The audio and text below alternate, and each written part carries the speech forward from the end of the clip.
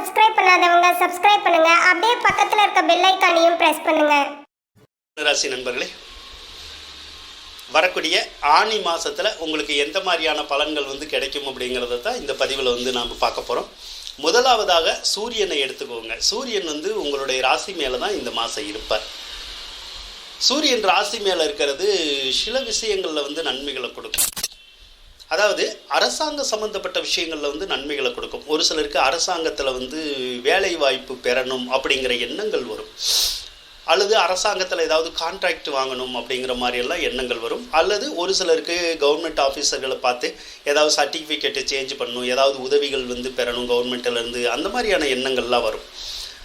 So அரசாங்க சம்மந்தப்பட்ட வகையில் நீங்கள் என்ன எதிர்பார்த்தாலும் நடக்கும். அதுக்கான முயற்சிகளை எடுங்க. அரசாங்க சம்மந்தப்பட்ட காரியங்கள் உங்களுக்கு நல்லபடியாக முடியும் அப்படின்னு சொல்லலாம். அதே நேரத்தில் சூரியன் வெப்பமான கிரகம் அப்படிங்கிறனால உடலில் சூட்டை கிளப்பி விட்டுரும். அதனால் ஒரு சிலருக்கு தலைவலி வரும், ஒரு சிலருக்கு காய்ச்சல் வரும், ஒரு சிலருக்கு இந்த வயிற்று வலி வர்றது, அதே மாதிரி இந்த மூத்திரக்கடுப்புன்னு சொல்கிறோம்ல அந்த மாதிரி ஏதாவது வர்றது, இந்த மாதிரியான தொந்தரவுகளை கொஞ்சம் சூரியன் கொடுக்கறதுக்கான சாத்தியக்கூறுகள் இருக்குது அப்படின்னு சொல்லலாம். சரிங்களா? ராசி மேலே சுக்கிரனும் இருக்குது. ராசி மேலே சுக்கிரன் இருக்கிறது உங்களுக்கு நல்லது. ஏன்னா சுக்கிர பகவான் இனிமையான அனுபவத்தை தரக்கூடிய ஒரு கிரகம், மனசில் கொஞ்சம் சந்தோஷத்தை தரக்கூடிய கிரகம். அப்போ நம்ம நினச்ச காரியத்தை நிறைவேற்றி தரும். ஒரு சிலருக்கு வீடு கட்டணுங்கிற எண்ணங்கள் வரும், தாராளமாக கட்டலாம், அதன் மூலமாக மகிழ்ச்சி கிடைக்கும். ஒரு சிலருக்கு வாகனங்கள் வாங்கணுங்கிற எண்ணங்கள் வரும், வாகனமும் வாங்கலாம், அதன் மூலமாகவும் மகிழ்ச்சி கிடைக்கும். ஒரு சிலருக்கு விரும்பிய எலக்ட்ரானிக் பொருள்களை வாங்கணும்னு தோணும், தாராளமாக வாங்கிக்கலாம், உங்களுக்கு வாங்கி கொடுக்கும், அதன் மூலமாகவும் சந்தோஷம் கிடைக்கும். ஒரு சிலருக்கு புதிய ஆண் நண்பர்கள் பெண் நண்பர்கள் கிடைப்பாங்க. அப்போ அவங்களோட நம்ம பேச முடியாதா, பழக முடியாதா, அவங்க கால் பண்ண மாட்டாங்களா, அவங்க நம்மளை பார்க்க வர மாட்டாங்களா, நாம் அவங்கள பார்க்க முடியாதா அப்படின்னு சொல்லி ஒரு இனம் புரியாத தவிப்பு இருக்கும். அவங்களோட பேச முடியாதா, பழக முடியாதா அப்படிங்கிற மாதிரியான ஒரு தவிப்புகள் நமக்கு மனசில் ஏற்படும். அது ஒருவித சந்தோஷத்தையும் உங்களுக்கு கொடுக்கும். அதை தான் அந்த காதல் எண்ணங்கள் அப்படின்னு சொல்லுவோம். அதே மாதிரி காதல் எண்ணங்களையும் வளர்த்து விடும், காம எண்ணங்களையும் அது வளர்த்து விடும். அதனால் அந்த காதல் காமம் அப்படிங்கிற விஷயங்கள் இந்த மாதத்தில் உங்களுக்கு இருக்கிறதுக்கான சாத்தியக்கூறுகள் கொஞ்சம் இருக்கும் அப்படின்னு சொல்லலாம். சரிங்களா? ராசி மேலேயே உங்களுக்கு புதன் இருக்கார். புதன் இருக்கிறது நல்லது தான். ராசி அதிபதி வலுத்திருந்தால் நினைச்ச காரியங்கள் எளிதாக நடக்கும் அப்படின்னு சொல்லலாம். என்ன, புதன் பகவான் ராசி மேலே இருக்கிறது சற்று அலைச்சல் திருச்சலை நமக்கு கொடுக்கும் இந்த ஆனி மாதம். அப்போ ஒரு இடத்துல நம்மளால் இருக்க முடியாது. அங்கிட்டு இங்கிட்டுன்னு ஏதாவது ஒரு காரியமாக வெளியூர் அங்கிட்டு இங்கிட்டுன்னு சொல்லி போயிட்டு வர்ற மாதிரியான ஒரு சூழ்நிலைகள் ஏற்படும். இதனாலேயே ஒரு சிலர்னால வேலையை சரியாக கவனிக்க முடியாது, வேலைக்கு லீவ் போட வேண்டியது வரும், தொழிலுக்கு லீவ் விட வேண்டியது வரும். இந்த மாதிரியான ஒரு தொந்தரவு மட்டும் இருக்கும். அதனால் அந்த பயண அலைச்சல்கள் அப்படிங்கிறது இருக்கும். அதே மாதிரி புதன் கல்விக்குடைய கிரகம். அதனால் கல்வி பற்றிய சிந்தனைகள் நிறையா வரும். ஒன்று நம்மளே படிக்கணும்னு தோணும், அல்லது நம்ம வீட்டில் இருக்கவங்களுடைய படிப்பு பற்றிய சிந்தனைகள் வரும். அதுக்கான செயல்பாடுகளை நம்ம செய்கிற மாதிரியான ஒரு வாய்ப்புகளை அந்த புதன் உருவாக்குவார், கல்வி சிந்தனைகளை கொடுப்பார். புதன் இந்த தோலில் அலர்ஜி கொடுக்கக்கூடிய கிரகம். அதனால் ஏதாவது ஒரு வகையில் தோலில் ஒரு சிலருக்கு அலர்ஜி வர்றதுக்கான வாய்ப்பு இருக்கும். அது டெம்பரவரியாக தான். சரிங்களா? புதன் மாமன் மைத்துனர்களை குறைக்கக்கூடிய கிரகம். அப்போ அவங்களுடைய உறவுகள் உங்களுக்கு நல்லா இருக்கும் அப்படின்னு நம்ம சொல்லலாம். அதே போல் உங்களுக்கு நிறைய உறவுகள் ஏற்கனவே பகையாக இருக்கும். அப்போ அந்த பகையான உறவுகளை சரி செய்யணும் அப்படிங்கிற எண்ணங்கள்லாம் வரும். நீங்கள் பார்த்து சரி செய்யணுன்னா பகையான உறவுகளை ஒன்று சேர்க்கறதுக்குடைய ஒரு அமைப்பு இந்த மாதம் உங்களுக்கு இருக்கும் அப்படின்னு நம்ம சொல்லலாம். ஆனி 12ஆம் தேதி புதன் பகவான் 2வது ராசிக்கு வந்துடுவார். 2வது ராசிக்கு வந்துட்டால் உங்களுக்கு பணவரவை புதன் கொடுக்கறதுக்கான சாத்தியக்கூறுகள் நிறையா இருக்கும். சிலருக்கு சொத்து சுகங்கள் எல்லாம் கொடுக்கணும் அப்படிங்கிற விஷயங்கள் ஏற்படும் அப்படின்னு நம்ம சொல்லலாம். சரிங்களா? அதே போல் புதன் நல்ல அறிவுக்குடைய கிரகம். அப்போ நல்ல அறிவை கொடுக்கும், நல்ல தெளிவையும் கொடுக்கும் அப்படின்னு சொல்லலாம். தெளிவாக பேசலாம், நல்ல புத்திசாலித்தனமாக இருக்கிறதுக்கான சாத்தியக்கூறுகள் வந்து இந்த மாதம் வந்து சிலருக்கு வந்து கிடைக்கும். இப்போது 4வது இடத்துல வந்து உங்களுக்கு கேது இருக்குது பாருங்கள். 4வது இடத்துல வந்து பொதுவாக கேது இருக்கக்கூடாது, சரிங்களா? ஏன்னா 4வது இடத்துல கேது இருந்தால் எப்பயோ ஒரு சொத்து வாங்கியிருப்போம், வீடோ தோட்டமோ ஏதோ வாங்கியிருப்போம், அதில் வந்து இப்போ பிரச்சனை வரும் பார்த்துக்குங்க. டாக்குமெண்ட்டில் பிரச்சனை வர்றது, இல்லைன்னா வேறு யாராவது பிரச்சனை வர்றது, அந்த மாதிரி வரணும்.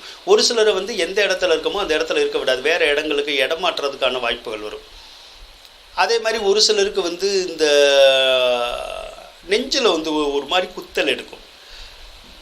அது வந்து ஹார்ட்டில் பிரச்சனையோன்னு கூட ஒரு சிலருக்கு பயத்தை ஏற்படுத்தும். ஹார்ட்டில் எல்லாம் பிரச்சனை இருக்காது, ஆனால் அது வந்து கேஸ்ட்ரிக் பிரச்சனைனால அந்த மாதிரி வர்றதுக்கான சாத்தியக்கூறுகள் வந்து உங்களுக்கு இருக்கும், சரிங்களா?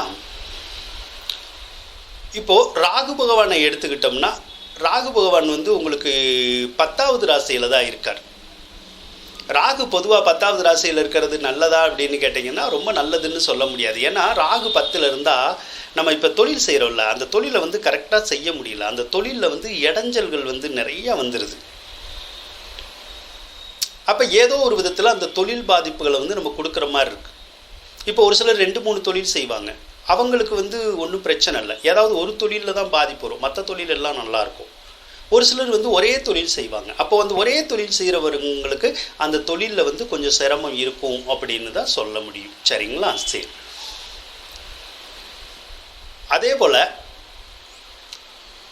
குரு பகவானை எடுத்துக்கோங்க. குரு பகவானும் உங்களுக்கு தொழில் ஸ்தானத்துக்குடைய கிரகம் தான். அவரும் வந்து ராசிக்கு 12வது இடத்துல தான் இருக்கார். குரு வந்து 12வது இடத்துல இருக்கிறதும் அந்த தொழில் விரயம் அப்படின்னு நம்ம சொல்கிறோம்ல, அந்த மாதிரியான விஷயங்களை தான் அது கொடுக்குது. அப்போ தொழிலில் வந்து அதுவுமே கொஞ்சம் பாதிப்பை கொடுக்கும். அதே மாதிரி ஒரு சிலருக்கு வேலை பார்க்குற இடத்துல வந்து பயங்கர டென்ஷன் இருக்கும், ஏதாவது ஒரு பிரச்சனை, மேலதிகாரிகளால் பிரச்சனை, ப்ரெஷரு, அதே மாதிரி கூட வேலை பார்க்குறவங்கனால பிரச்சனை, இப்படி ஏதாவது ஒரு தொந்தரவு வந்து இருந்துக்கிட்டே இருக்கும். வேலை பார்க்கலாமா வேண்டாமா அப்படிங்கிற மாதிரியான எண்ணங்கள் வந்து சிலருக்கு வந்துடும். சிலருக்கெல்லாம் வேலையே போயிடும், தானாகவே வெளியில் வந்துடுவாங்க, இல்லைன்னா கம்பெனிக்காரவங்களே கூட வெளியேற்றி விட்ருவாங்க நம்மளை. அந்த மாதிரியான பிரச்சனைகள் வந்து கொஞ்சம் இருக்கும். ஆனால் அப்படி வேலை போனாலும் ஒன்றும் பிரச்சனை இல்லை, மறுபடியும் உங்களுக்கு வேலை கிடைக்கிறதுக்கான சாத்தியக்கூறுகள் வந்து இருக்கும். அதனால் கவலைப்படணுங்கிற ஒரு அவசியம் இல்லை. அதே போல் குரு 12வது ராசியில் இருக்கனால உங்களுடைய கணவன் அல்லது மனைவி மூலமாக வந்து ஒரு சில விரயங்கள் ஏற்படணும் அப்படின்னு வந்து இருக்கும். அதனால் ஏதாவது ஒரு வகையில் கொஞ்சம் விரயங்கள் வந்து வரும். ஒரு சிலருக்கு குழந்தைகள்னால விரயம் வரும். அப்படின்னா ஏற்கனவே குழந்தைகள் இருக்கும், அதுகளுக்கு தேவையானதை நம்ம செஞ்சு கொடுப்போம், அதனால் செலவாகும். ஒரு சிலருக்கு வந்து குழந்தைகள் பெற்றுக்கிறோம்ல, அதுக்காக வந்து சிலருக்கு வந்து செலவுகள் ஏற்படும், ட்ரீட்மெண்ட்டு அந்த மாதிரி எடுக்கிறதுக்கான வாய்ப்புகள் வந்து வரும், சரிங்களா? ஒரு சிலருக்கு கோவில்னால விரயங்கள் வரும். கோவில்னால விரயங்கள் அப்படின்னா ஏதாவது கோயிலுக்கு தான தர்மங்கள் செய்கிறது, நன்கொடைகள் கொடுக்கறது, அந்த மாதிரியான விஷயங்கள். அதே மாதிரி ஒரு சிலருக்கு இந்த நகை சார்ந்த விரயங்கள் ஏற்படும். அப்போ நகைகளை வந்து எங்கேனாவது அடவுமான வைக்கிறது, அந்த மாதிரியான விஷயங்கள் வந்து கொஞ்சம் இருக்கும். ஒரு சிலருக்கு இந்த பேங்க்னால விரயம்னு வரும். பேங்க்னால விரயம்னா ஏற்கனவே பேங்க்கில் லோன் வாங்கியிருப்போம், அந்த லோனை வந்து கட்டிக்கிட்டு இருப்போம், அதுதான் பேங்க்னால விரயம். இல்லைன்னா நம்மளால் லோன் கட்ட முடியாமல் இருப்போம், அதை கட்ட சொல்லி நம்மளை வந்து ப்ரெஷர் கொடுத்துக்கிட்டு இருப்பாங்க பேங்க்கில். அல்லது வேறு ஏதாவது நிதி நிறுவனங்கள் கூட நமக்கு நெருக்கடி கொடுக்கும் அப்படின்னு சொல்லலாம், கடன் வாங்கியிருந்தா, சரிங்களா? அதுக்கடுத்து ஒரு சிலருக்கு மட்டும் கோர்ட்டுனால விரயம்னு வரும். அப்போ ஏதோ ஒரு வகையில் வம்பு வழக்கு ஏற்கனவே வந்திருக்கும், அதன் மூலமாக விரயம் வரும். இல்லைன்னா வம்பு வழக்குகள் வரும், கோர்ட் கேஸ் வரும், அதன் மூலமாக கொஞ்சம் விரயங்கள் ஏற்படுறதுக்கான சாத்தியக்கூறுகள் கொஞ்சம் இருக்குது அப்படின்னு வந்து நம்ம சொல்லலாம். அடுத்து செவ்வாய் பகவானை எடுத்துக்குவோம். செவ்வாய் பகவான் வந்து உங்களுடைய ராசிக்கு 11வது இடத்துல தான் இருக்குது. 11வது இடத்துல செவ்வாய் இருக்கிறது நல்லதான்னு கேட்டிங்கன்னா நல்லது தான். எதுக்கு நல்லது அப்படின்னா, இந்த ரியல் எஸ்டேட் தொழிலில் இருக்காங்கல்ல, அவங்களுக்கு வந்து மிகுந்த யோகங்கள் வந்து கிடைக்கும். அப்போ ரியல் எஸ்டேட்டில் நல்ல பணம் சம்பாதிக்கக்கூடிய ஒரு மாதம் அப்படின்னு சொல்லி நம்ம சொல்லலாம், சரிங்களா? அதே மாதிரி பூமி சம்மந்தப்பட்ட தொழிலில் யார் இருந்தாலும் அதில் பூமியின் மூலமாக லாபம் கிடைக்கும். விவசாயம் செய்கிறவங்களாக இருந்தால் கூட விவசாயத்தின் மூலமாக நல்ல வருமானம் கிடைக்கிறதுக்கான வாய்ப்புகள் வந்து இந்த மாதம் வந்து உங்களுக்கு இருக்கும் அப்படின்னு வந்து சொல்லலாம். அதே மாதிரி காவல்துறையில் வேலை பார்க்குறவங்க, இராணுவத்தில் வேலை பார்க்குறவங்க, இவங்களுக்கெல்லாம் மிகுந்த யோகங்களை வந்து அந்த செவ்வாய் வந்து கொடுப்பாருங்க. ஆனால் செவ்வாய் 11வது இடத்துல இருக்கிறது ஒரு விஷயத்தில் வந்து நல்லது இல்லை. எதில் நல்லது இல்லைன்னா, கூட பிறந்த சகோதரர்களுக்கு நல்லதில்லை. ஏன்னா 11ல் வந்து செவ்வாய் ஆட்சி பெற்று இருந்தால் கூட, பொதுவாக 11ல் செவ்வாய் இருக்கிறதே அது வந்து காரகோ பாவனாஸ்தி தான். அப்படின்னா மூத்த சகோதரர்கள் மட்டும்தான், சகோதரிகள் கிடையாது. அந்த சகோதரர்களுக்கு ஏதாவது உடல்நிலை பாதிப்பு ஏற்படலாம், இல்லைன்னா வேறு ஏதாவது ஒரு வகையில் கூட பாதிப்புகள் வரும். அதனால் கொஞ்சம் கவனமாக இருக்கிறது நல்லது. சரிங்களா? சனி பகவானை எடுத்துக்குவோம். சனி பகவான் வந்து உங்களுக்கு 9வது ராசியில் தான் இருக்கார். சனி 9வது ராசியில் இருந்தால் வெளிநாடு சார்ந்த நன்மைகள் வந்து கிடைக்கும். ஒரு சிலர் வெளிநாடு வந்து படிக்க போகணுன்னு நினச்சா போகலாம், வேலை பார்க்க போகணுன்னு நினச்சாலும் தாராளமாக போகலாம், வேலை கிடைக்கும். வெளிநாட்டு வேலை வந்து நமக்கு முன்னேற்றத்தையும் தரும், நல்ல லாபத்தையும் தரும், நல்லா சம்பாதிக்கலாம். அந்த மாதிரியான பலன்களை வந்து சனி கொடுப்பார். அதே மாதிரி வெளிநாட்டில் இருக்கிறவங்களுக்கு இந்த விசா கிடைக்கிறது, பிஆர் கிடைக்கிறது, அந்த மாதிரியான பலன்களெல்லாம் சனி வந்து தரக்கூடிய ஒரு யோகம் வந்து இருக்கும். அதே போல் சனி தான் வந்து உங்களுக்கு பாக்கியாதிபதி. அப்போ பாக்கியாதிபதி அப்படிங்கிற போது நம்ம நினச்ச காரியங்களை வந்து ஈஸியாக நிறைவேற்றி தருவார்.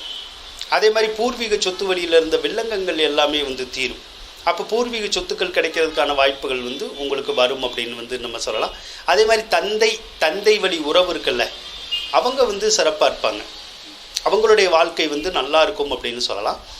ஒரு சிலருக்கு இந்த வேலை பார்க்குறாங்கல்ல, அவங்களுக்கு வந்து இந்த டிரான்ஸ்ஃபர் மாதிரி ஏற்படுறதுக்கான சாத்தியக்கூறுகள் வந்து இருக்கும். அதனால் டிரான்ஸ்ஃபர் வேணும் அப்படின்னா நீங்கள் எழுதி கொடுத்தீங்க அப்படின்னா கண்டிப்பாக டிரான்ஸ்ஃபர் கிடைக்கிறதுக்கான சாத்தியக்கூறுகள் உங்களுக்கு கிடைக்கும் அப்படின்னு வந்து சொல்லலாம்.